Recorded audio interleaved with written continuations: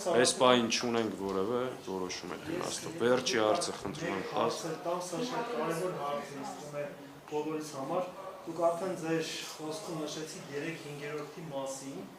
Սա ինչ հնարավորություններից է զրկում իշխանությանը։ Մենք գիտենք, որ առաջիկայում արժեքի պահանջով սահմանադրական փոփոխություններ են լինելու եւ այնտեղից է հեռացվելու, դերսահմանությունից է հեռացվելու անկախության հռչակագրի վրա հղում։ Հիմա այս 3/5-րդի չունենալը խորհրդարանում ինչ-որ գործիքներից զրկում է նրա Փաշինյանի կամ ձեզ որոշակի հնարավորություններ տալիս է։ Նայեք, 3/5-րդ չունենալը դա կարևոր է, որ այս իշխանությունը, որը մահ դժբախտություն, ողբերգություն է բերել մինչև հիմա ու պատրաստվում առաջիկայում նոր զիջումներ անել, նոր ապօրինություններ, այդ 3/5-րդը չունենալը կարևոր է,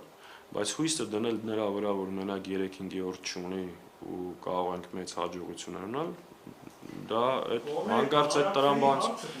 դա շատ կարևոր է, որ իշխանությունը չունենա, դա ինչ որ զսպման մի շարք հնարավորություններ է բացում, բայց արդյոք դա բավարար է, միանշանակ ոչ։ Միանշանակ ոչ, դա բավարար չի լինելու, բայց դա առնվազն վիճակի փոփոխություն է, մինչ այն ինչ որ գոյություն ուներ այս խորհրդարանը։ Ես կուզեի, որ հանրաքվեի մասով շեշտեք, այս իշխանությունը։ Եթե չեմ սխալվում, 3/5-րդի չունենալը թույլ չի տալիս հանրաքվեներ նշանակել խորհրդարանի օրակարգ հանրաքվեի 3/5-րդ չունենալը առնվազն այս իշխանությանը զրկում է մի շարք ապօրինություններ անելու հնարավորությունից։ Եթե ընդդիմությունը լինում է պինդ, լինում է միասնական ու նոր Գեգամ Նազարյաններ կամ այն մյուսների անունը ինչ էր, չեն հայտնվում։ Այո, դա բավականին զսպման գործիքը մեծանում, բայց միայն դրա վրա հույս դնելը բավարար չի։ Վերջի հարցը։ Պարոն Սաղաթելյան, ընդդիմադիր ուժերը խորհրդարան անցած մարդկանց ասում են համբերեք։ Մարդիկ էլ ասում են ինչքան։ Ի վերջո իմ համբերելը կարա արժանանա, ասենք իշխանության SSS գործողություններին, որոնք էլի կարան ճակատագրական լինեն, որոնք էլի կարան իրավիճակ փոխեն։ Հիմա ինչքան համբերի մարդու, ինչի գնում։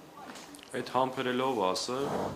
Դե Ստեփան ասելիք հիմնականն է սպասեք անունգեն, սպասեք անունգեն, սպասեք անունգեն, դրանից հետո մենք ասենք մենք ընդհանրապես ասում ենք, որ Ժորժ ջան, մենք այս ընթացքում այս գործընթացի մեջ ենք։ Ու տրամաբանական է, չէ՞, ընտրությունները վերջացել է, արդյունքները վիճարկում ենք, սա ենք անում, մեր քայլերի հերթականությունն ենք բացատրում։ Իսկ ինչ վերաբերում է, որ ընդդիմությունը մարդկանց ասել է համբերեք, ընդհակառակը այս վերջի 5 տարվա մեջ էլ ասել ենք, սրանց իշխանության մնալու ամեն օրը շատ ծանր է նստում մեր երկրի պետականության ու ժողովրդի վրա։ Դե տեսեք, կա process, որը պետք է բացատրենք մարդկանց, պետք է ասենք ինչ է կատարվում։ Հիմա եթե ամբողջ Հայաստանի տեղամասերում տեղի ունենում հաշվարկներ, պետք է հետևել այդ հաշվարկներին։ Այս է իրականությունը, պարզ անկեղծ ուղիղ ասում ենք։ Հենց ասում եմ, որ բավարար չէ, հա, քիչ առաջ հարցին պատասխանելով ասում եք 3/5 հարցին Բավարար չի, մեր հիմնական խնդիրները լուծելու են։ Ձեր այսպես ասած ձեզ բավարարող բանը ո՞րն է։ Մեր բավարարող միակ բանը իշխանության հեռացնելն է, երկրում իշխանապողություն անելն է, այս չարիքից ազատվելն է։ Մենք ուրիշ բավարարվելու որևէ բան չկա։ Մենք ինչ ենք ասել, կապ չունի ընդդիմությունից ով ինչքան ձեն կհավաքի։ Եթե ընդհանուր խնդիրը չի լուծում, ուրեմն այս process-ը մենք բավարարված չենք։ Ինչի մասին է խոսքը, այսինքն գլխավոր խնդիրը առնվազն այս բանը լուծված չի, դա փաստ է։ Բայց մեր նպատակի մեջ որևէ փոփոխություն չկա։ Հիմա պետք է ճիշտ մարտավարությամբ գնալ առաջ, երբեք չհաշտվել, չհամակերպվել,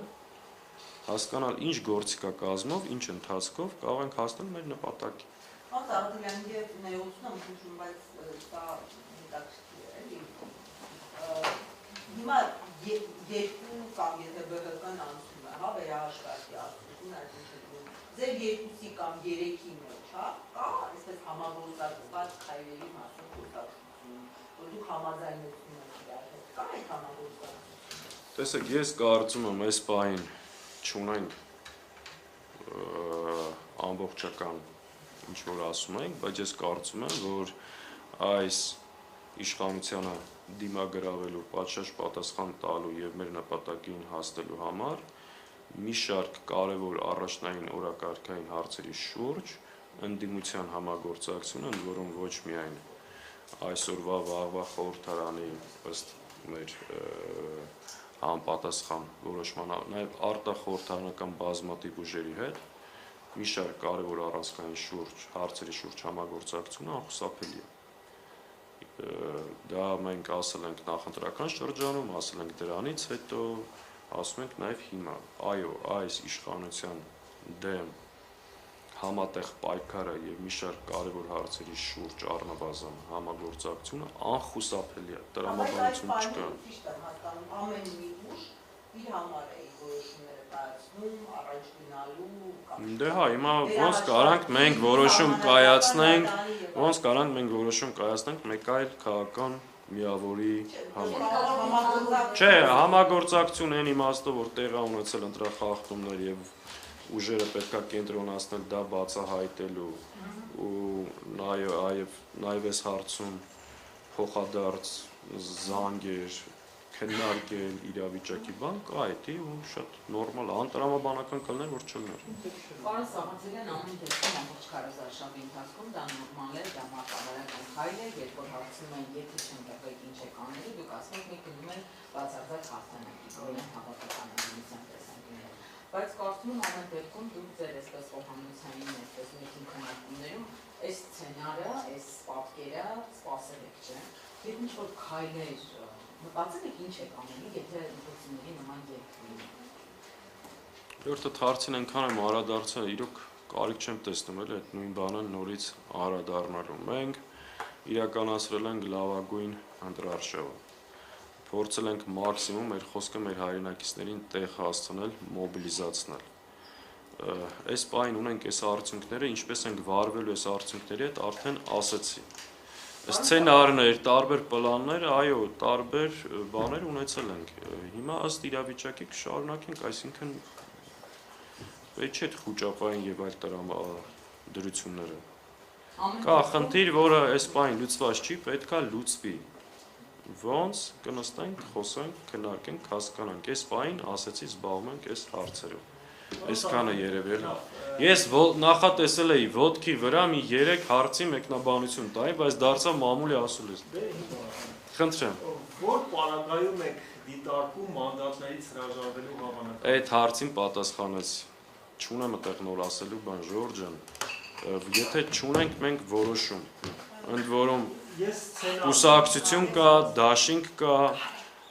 եւ շատ պարզ ձևով ասում եմ նաեւ, մենակ մեզանից էլ կախված չի, ընդդիմությունն էլ միասնական պետք է այստեղ դիրքորոշում ունենա։ Քննարկենք, կհասկանանք վերջը քանի ուժից է ձևավորվում այդ խորհրդարանը, կնստենք, պարզ խոսենք, կասենք այս վերցնելու ունի այս առավելությունները, չվերցնելու ունի այս առավելությունները, չվերցնելու դեպքում ինչ ենք անում, վերցնելու դեպքում ինչ ենք անում, պարզ խոսելու ենք։ Ու գալու ենք հանգենք այդ եզրակացության, ասենք Ժորժ ջան, մենք ընդունեցինք այս որոշումը, այս ինչ պատճառաբանությամբ։ Տարբեր տեսակետներ կա ու բոլոր ուժերի մեջ այդ տեսակետը կա։ Միանշանակ ստեղ կարծիք չկա, որն է ճիշտ։ Դրա համար այս հարցերի պատասխաններ ունենալուց հետո դնելու ենք բավականին խորը համապարփակ վերլուծություն անել, ընտրել ինչ մարտավարություն մենք գնում առաջ, ըստ այլմ կայացնենք որոշում։ Սա է լինելու մեր առաջիկա օրերի անելիքը, շնորհակալ եմ ձեզ։